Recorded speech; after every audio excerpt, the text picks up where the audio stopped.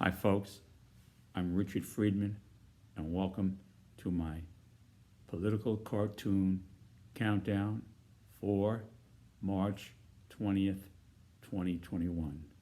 Every week or so, we get together and we do the countdown from my political cartoons posted on Twitter, and we do the top 4 or 5 cartoons of the week.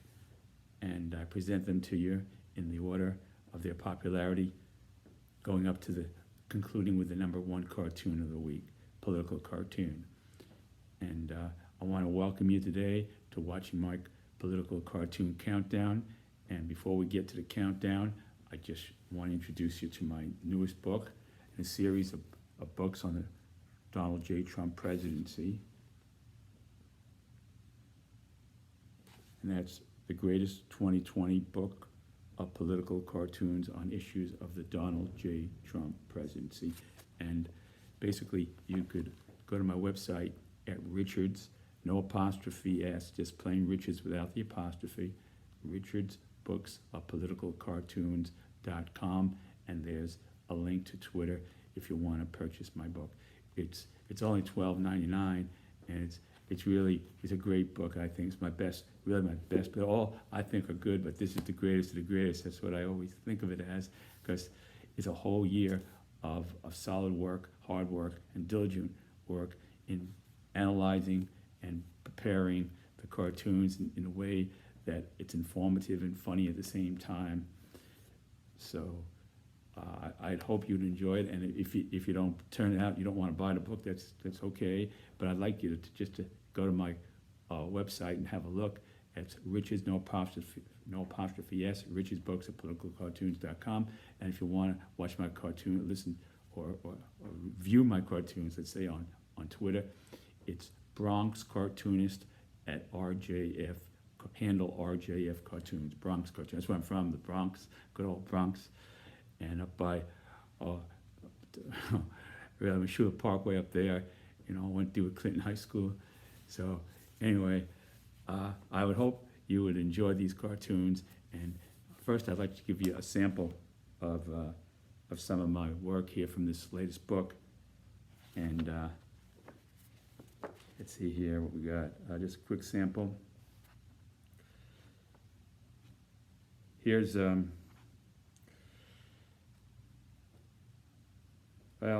here's a memorable photo. This is President Trump in front of St. John's Church holding up the Bible.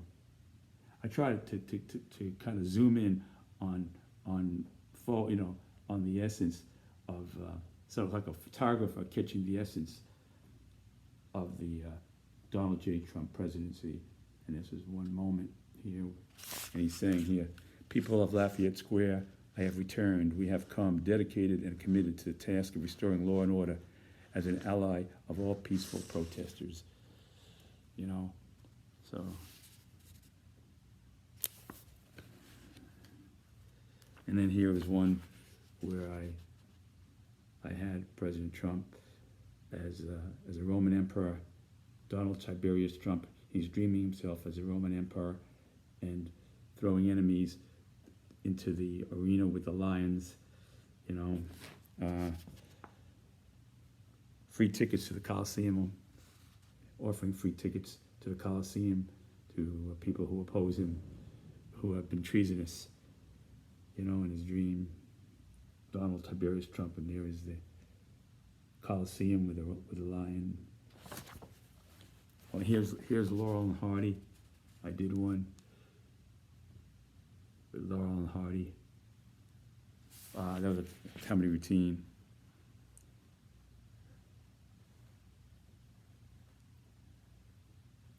So here's Anthony Fauci when he's watching President Trump. He was watching President Trump, and then he got so upset that he turned on to his other TV to watch Laurel and Hardy, an old Laurel and Hardy movie. He got so upset, and he goes, "Thank God I have 2 TV sets, and I can watch Laurel and Hardy and cheer myself up with that." So here's President Trump dancing to the Village People song. There he goes. he was dancing, dreaming about, he was dancing to the village people, and I made up a song, the lyrics, new lyrics to the song for him to dance to. And young man, there's no need to feel down. Very soon, my attorney general will show you around. I said, young man, there's a jail you could be. There's a jail you could be where you will not hear any Trump rally. I said, young man, are you listening to me? You will be in a cell with crooked Hillary. I said, young man, if you want me to pay, you will get me some dough from the YMCA. You know, so it's a kind of a little song I made up. Okay. So what happened was here that the village people got upset with President Trump for using his song as a theme song for his rallies. So President Trump retaliating here with his own song. That's how it came about. So as I say, young man, there's a need to feel down. Very soon my attorney general will show you around. I said, young man, he's singing to the village people.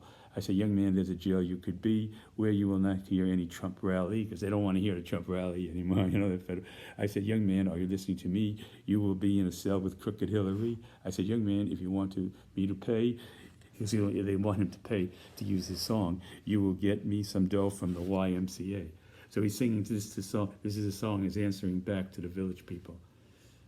You know, so I did that. That was a song. And then let's see one more. Here's Trump, Dr. Trump here in a hospital. You know, this goes back to congratulations, no face mask. You see, no face mask. He says, congratulations, Mrs. Goldberg. Today we are removing your breathing tube to that ventilator to cure you with this hydroxychloroquine. You have nothing to lose. He used to say, take hydroxychloroquine, you have nothing to lose. So here he is as a doctor going into a patient's room to give her some of that stuff, hooking her up, taking away her oxygen mask and saying she's okay now. There you go. And then there's a nurse by, and here's a nurse here coming by, and she says, I wish Dr. Trump were a face mask kind of guy. You know, there's a dream. You know? So, it's a lot of funny stuff that has meaning, and I invite you to go to my website. It's Richard's, no apostrophe S, Richard's Books, politicalcartoons.com. Have a look, and whatever, you know. I'm not pushing it. I just like you to think and laugh, and that's my objective. Of course, I would like you to buy the book, but that's up to you. Anyway, so let's get started with the countdown. Here is a cartoon. I'm putting this up first because it hasn't been put up on Twitter yet. So I'm counting this as number one. That's kind of a wild card. I don't know how it's going to do. So going up, progressing up to the number one. This is the only one that doesn't appear on Twitter yet. Okay, so here we have Senate Minority Leader Mitch McConnell warns Democrats against changing the filibuster, which now enables Republicans to apply a 60-vote threshold necessary for most legislation to pass in the Senate. So what's happening now is the filibuster is becoming the focal issue regarding voter rights, because they're trying, the Republicans, under the leadership of Mitch McConnell, they're a minority now, but they're trying to use the filibuster, which has evolved into beyond the filibuster, where people used to talk forever until 4 or 5 o'clock in the morning, and everybody was sleeping, but it ain't like that no more. The filibuster is now a political nuclear weapon that they can use to take the majority away from the majority in ways, by saying it has to be 60, 50 ain't good enough. So you got to get 60 votes. So they inject, all they need is 10 votes for Republicans, and they destroy the bill. And what Biden is trying to do now is pass legislation to protect voting rights. And the states now, with the Republican state legislatures, are trying to pass laws now to limit voting rights. They're trying to limit absentee ballots. They're trying to limit Sunday voting. They're doing all these things, and it's not easy to get absentee ballot anymore. You have to show due cause and all this business. And all this is because they're saying the reaction is to what happened, that President Trump lost the election. They feel that it was a tainted election, and they want to make it better and secure for the next time, which amounts to leaving out more people. The more people you leave out, the more secure the election is. That's their reasoning. The more people we leave out, the more secure the election is. You know, it's just like saying, and I always go back to an analogy with this. I used to be, I was a math teacher, high school math teacher, so it goes back to the analogy. Well, if we stop kids coming into school, and we drop, say we stop them from coming in, and because we have more requirements for our school, you know, they have to have a certain level of entry exams and all that. We're going to have less school vandalism because we'll have less kids, you know. So that'll work, you know. So you're saying the same thing here, that the right to vote is being diminished to keep make it more secure for voters, for the voting system, because it wasn't secure last time, which everybody says it was, and all the authorities who are legitimate authorities have said that it was a legitimate election, and the courts have upheld the elections, and all their challenges most of the 99% of the challenges were defeated in the courts. So how are you going to go to? So I say to you that this is something very important. So the filibuster now becomes the focal point, because if Biden is trying to change the filibuster back to the old Model T filibuster, what it used to be, when everybody just talked on and on and on. It was a talking filibuster. Now it's a nuclear filibuster, in that they could take it to 60 votes instead of the 50 votes to have it pass. So that's why this filibuster thing is so important now, for that reason. And that's why it's coming up now, the whole thing here. So here's Mitch McConnell. He's saying that if you prevent us from filibustering in his way, which is making it to 60 votes and getting people and getting the Republican state legislatures to pass these laws limiting the rights of people to vote, then we're going to do a scorched earth policy. The scorched earth goes back to Russia, where the Germans were invading the country. The Germans invaded Russia, and they scorched the earth to prevent it from falling into the Nazi hands. They burned crops, destroyed bridges, dismantled steel factories, and burned houses, and everything they could find, and destroyed animals. Anything they could get their hands on destroyed, not to fall into the hands of the invading Germans. So Mitch McConnell has the same thing. He used the term scorched earth the other day. So this is what he's saying here, as I say it here, is he's going like this. Here's Mitch.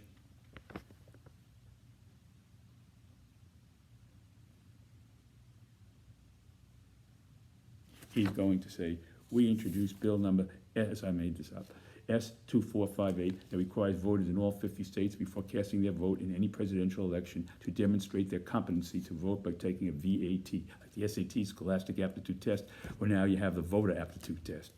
Below a sample question: What president of the United States credited himself for the greatest stock market rally in American history? And then you have the choices here, which are, here we go with the choices. Now, A is Donald J. Trump, and then you have Herbert Hoover, who was right before Roosevelt, who brought about the Great Depression, stock market crash, in a great extent. And then you have Warren Harding, and then you have Jimmy Carter. Okay, so you have to pick your choice. So that's the test. You have to take a multiple choice test to see if you qualify for voting. And another way of restricting voting, that on the presidential election, to qualify for voting in the presidential election, is a VAT, voter aptitude test. So that's down the road, if they can, and then they do the same thing with the filibuster.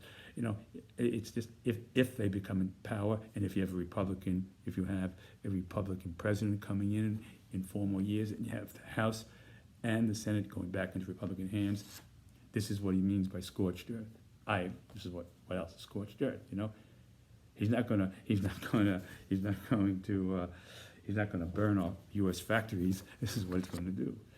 This kind of thing. Like, you know, I've taken it to an nth degree, but that's to make the point, make you laugh, and make you think.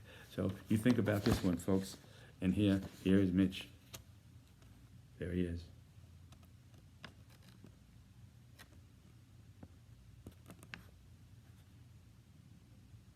Oh, okay.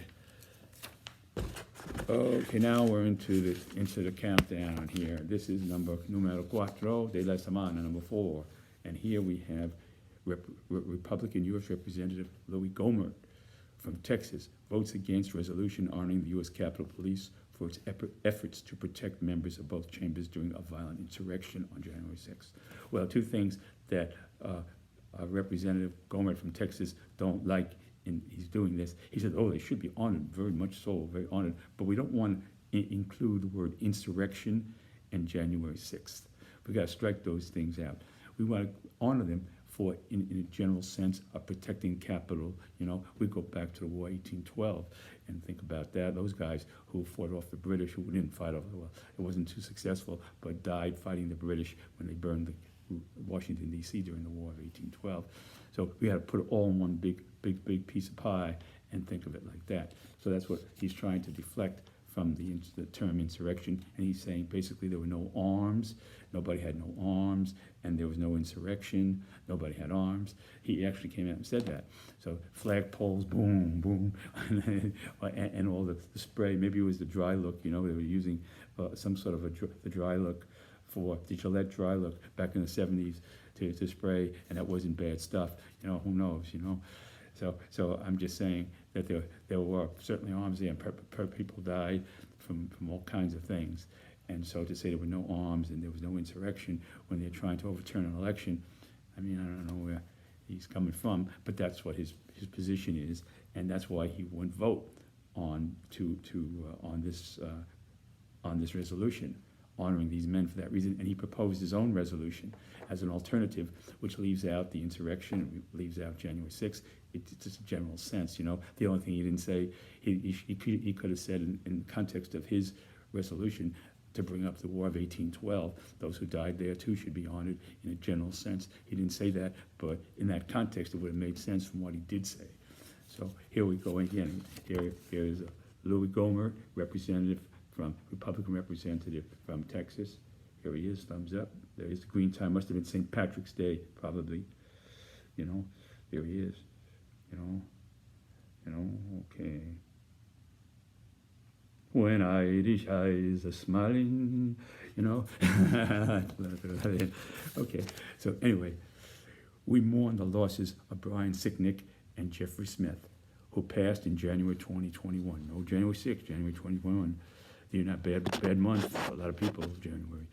The United States Capitol Police are essential to the protection of the U.S. Capitol. In their dedication, numerous Capitol Police and other law enforcement have paid with their lives while in the line of duty. Going back to the War 1812, you don't say it, but he could have.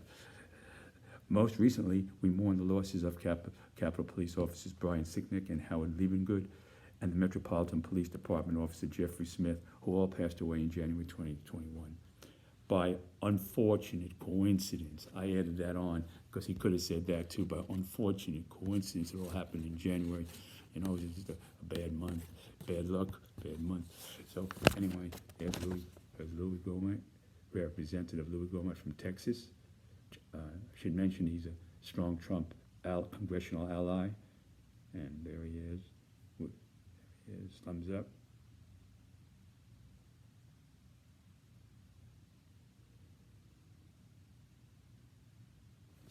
Okay. Now we have here, here's another cartoon. This takes place here during the riot itself on January 6th, during the insurrection riot here on January 6th, with Ted Cruz and Ron Johnson together here in front of here, the American flag right in front here in the Senate chamber. Here they are, and they're seeing all these people coming in. And here is GOP Senator Ron Johnson has a Capitol riot nightmare.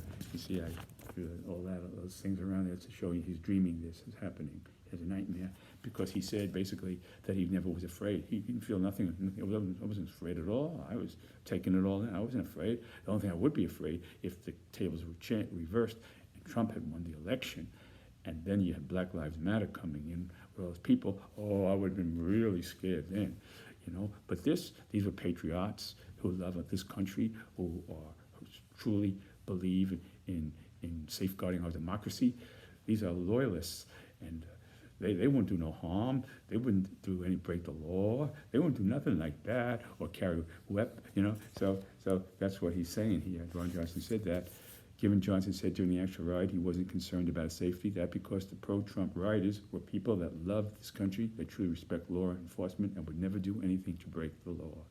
Adding that given a Trump victory, He might have been scared by Capitol marches if they were involved with Black Lives Matter, and given GOP Senator Ted Cruz, it's right here, here's Ted, you know, we can't leave Ted out, here he is, here's Ted.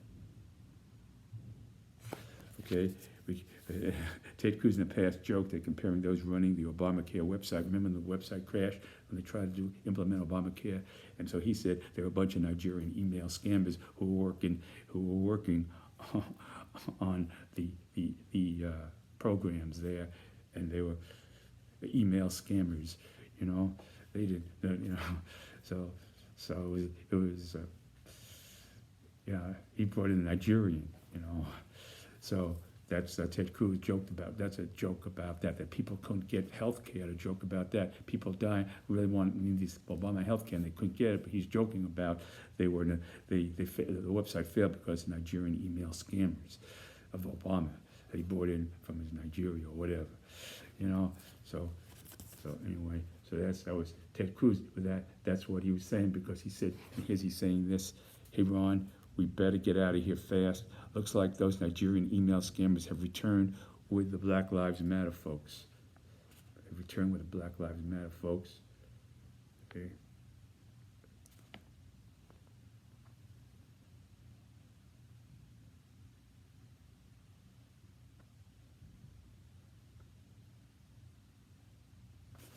And then Ron Johnson here. He's saying, "Ted, I'm a little scared too, but to me they look like Obama's Kenya relatives." This is a dream.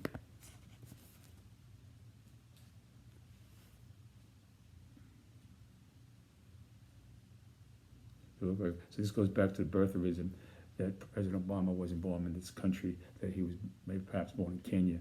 So he looks like Obama's relatives. They look like Obama's relatives. So I'm a little scared too, but to me they look like Obama's Kenya relatives. Okay, again, nothing to laugh at, nothing to. I mean, not to laugh at for the sake. It's to get you to think, and maybe not to not with a bloodbath that we saw on TV, but to think of a little bit of humor in the rain, basically, to make you think about what's going on here, as opposed to shock and awe, where you see it on the television set with this and that, and you see all the smoke and this and that. Here, I try to give it to you in this spoon-feed it, in a way that it's a little, maybe you don't get but you could think about what's going on here.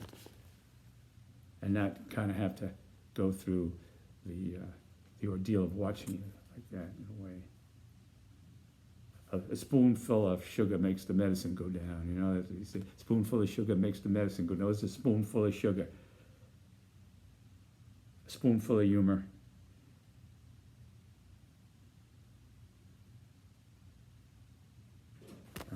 Okay.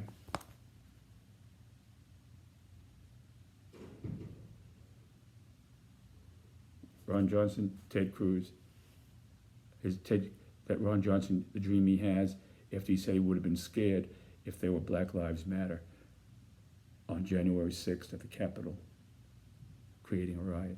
But he wasn't scared when pro-Trump supporters were jabbing people with flagpoles and spraying the place up and doing all kinds of stuff, you know, and invading offices and breaking down stuff. He wasn't scared at all, no way.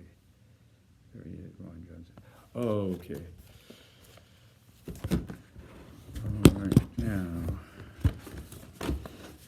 this is Numero Uno de la Semana, number one of the week. This did very well. This is the number one cartoon of the week on Twitter.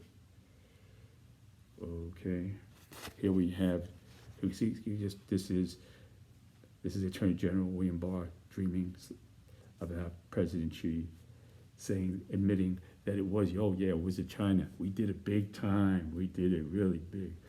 And here he is back in September of 2020 when he said, yes, it was China without evidence. He said it was China, and all the intelligence was saying that it was Russia. But back then he said he had the evidence, big evidence, that it was China who was meddling, who was going to meddle in the 2020 election. So here he is in front of the Department of Trump Legal Defense, right here. Department of Trump Legal Defense, there he is.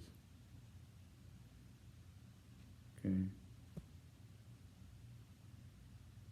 Okay, so former President Trump's Attorney General William Barr, beautiful dream.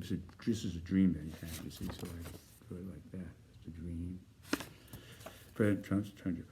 Beautiful dream that China's leader Xi Jinping now comes forward to admit they largely meddled in the 2020 U.S. election, given a U.S. intelligence report says Russia, not China, tried to influence the 2020 election. Amid video released of Barr back in September 2020, which is the video here that I'm showing kind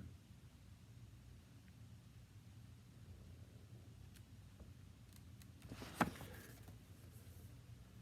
Okay, video released in September, suggesting that China poses more of a threat to election security than Russia, even though that was not the conclusion of an official intelligence assessment back then.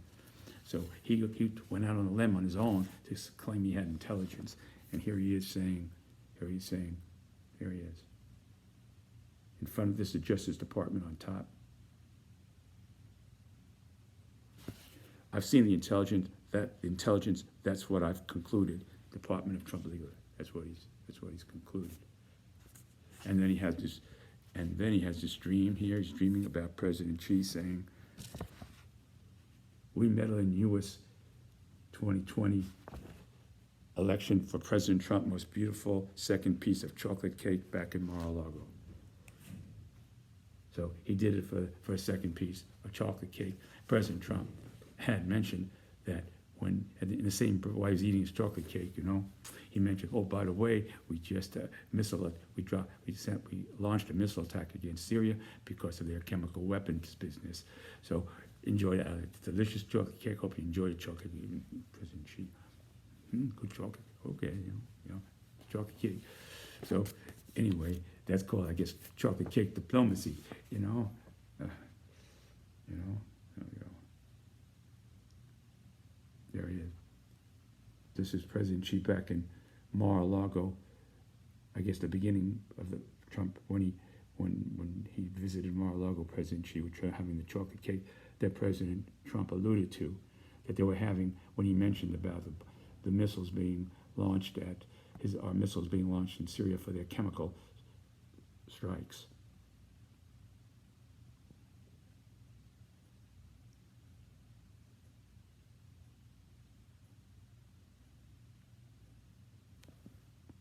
There's President Xi.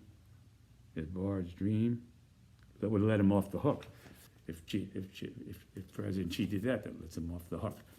All right, folks, I want to thank you very much for watching my political cartoon countdown, and I wish you all the best. Stay well. Keep doing what you're doing. If you stay healthy, and they say now we just got to hang in there and be tough, and just hang and stick it out. And better days are coming. Better with these injections. I just got my second injection the other day, and I'm not going around. I'm not going out to nightclubs and dancing around nowhere. I'm just staying on home and watching whatever these old movies. I like to watch Turner old movies. Get away from the news a lot. I think you should do that. Don't watch too much of that stuff. Switch over to watch some old movies. Even silent movies. I like to watch them. It's interesting to see the difference, black and white. Well, but it's interesting to see the way they did that in those days. So I urge you to do what you have to do to stay well and be well. And as I say, God bless you. God bless you. God bless America. And take care. And I'll see you again. Until I see you again, be well and adios. Take care. Bye.